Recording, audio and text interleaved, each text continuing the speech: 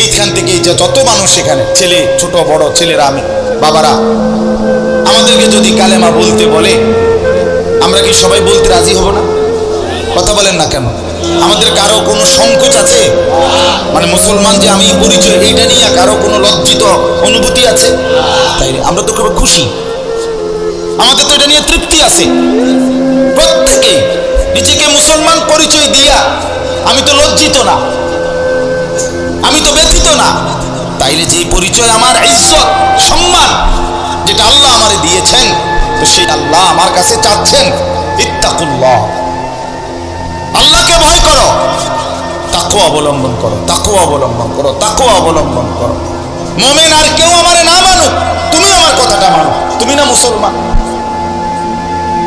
তুমি না ইমানদার। ছেলেরা তোমাদেরকে বলি ভাই, ওই দেখো ওই অপদার্থগুলো শুনলো না কথাটা,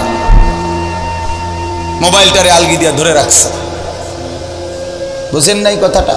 হ্যাঁ, আরো বললো কিছু মানুষ গাফেল থেকেই যায়, ওনাদের হিসাব হইল যে হাসরের ময়দানের হিসাব হবে মোবাইল দিয়া। মোবাইলে যদি জমা থাকে তাইলে কবরের আযাব মাফ, আর মোবাইলে যদি না পাওয়া যায় তাইলে কবরে আযাব হবে। এই হলো এখনকার হিসাব। এই জন্য যা দেখি, যা যখন যেটা সামনে পাই, আজকে আমাদের মাথায় ঢুকায় দিছে, যেটা পাও এইটারে মোবাইলে ধরে রাখবে, মোবাইলে উড়াইবা। কারণ হাসরের ময়দানে প্রত্যেক ফেরেশতা প্রত্যেকের শুধু মোবাইলটা জমা নিব, এবারে মোবাইলটা কম্পিউটারে সেক দিয়া ব্যস্ত দুজন। এই না হিসাবটা? কি মনে করেন?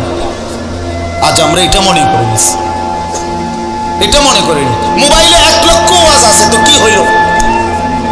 মোবাইল আপনার 100 হুজুরের লগে আপনার একটা ছবি আছে, তো এরপরে কবরের আযাব মাফ। কথা বলেন না? হাসরের ময়দানের বিচার আচার মাফ, তো কি হলো? কি হলো ভাইয়া? আল্লাহ আমাদেরকে বুঝ দান করেন।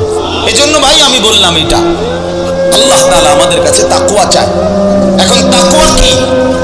এই যে আমরা বলি আল্লাহকে ভয় করো, আল্লাহকে ভয় করো, আল্লাহকে ভয় করো, মানে কি? তাকওয়া মানে কি?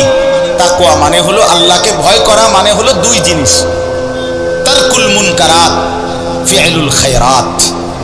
সমস্ত গুনাহ ছেড়ে দেওয়া, সমস্ত হুকুম আল্লাহ এবং তার রাসূলের আদেশ পালন করা, পালন করা, এই তাকওয়া। তো আল্লাহ তাআলা বলেন, তোমরা যারা মুসলমান, তোমরা যারা মুমিন, আমি আল্লাহ তোমাদেরকে বলছি সমস্ত গুনাহ ছেড়ে দাও, সমস্ত ইবাদত হুকুমে আমার আদেশ পালনে লেগে যাও, লেগে যাও।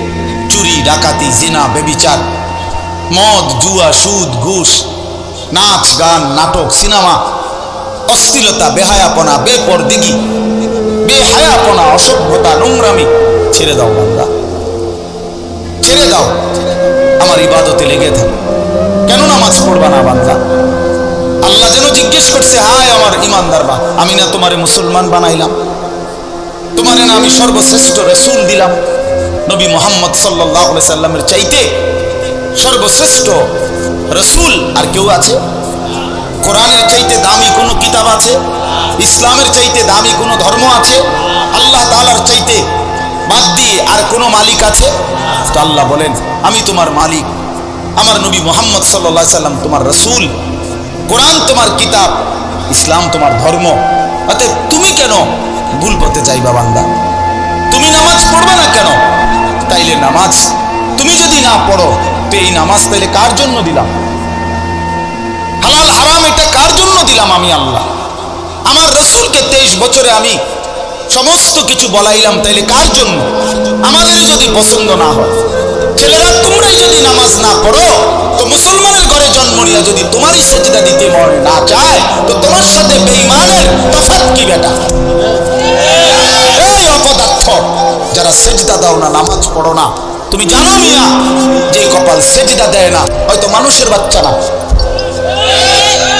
সমস্ত বেনামাজি এ তো হাইওয়ান, এ তো চতুষ্পদ জন্তু,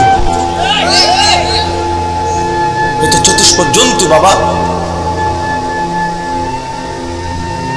যে কপালে সেজদা নাই সে শয়তান, যে কপালে সেজদা নাই সে ইবলিস।